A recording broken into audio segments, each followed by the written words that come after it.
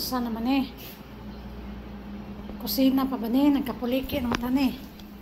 Naghugas tayo ng fruits dito. Para sa ilalagay natin sa ating tamar. Dito, ilalagay natin yun sa ibabaw.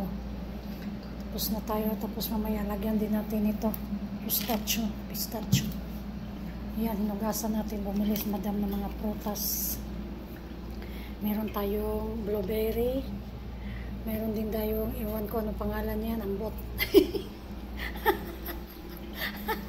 Gumawa din si Ika dito na maliit. Yan, para kay Madam Lamia. Tapos nakapuliki pa dito ko kay na maliit. Pagit na grocery pas Madam. Oh, meron pa dito. Nag-grocery pas Madam. Yun, iakyat ko yun sa taas. Ito naman, dito to. Yung chicken, lagay ko sa freezer. Chicken ito. Oh, nagkapuliki pa ta. Kusina pa ba ni? Laban!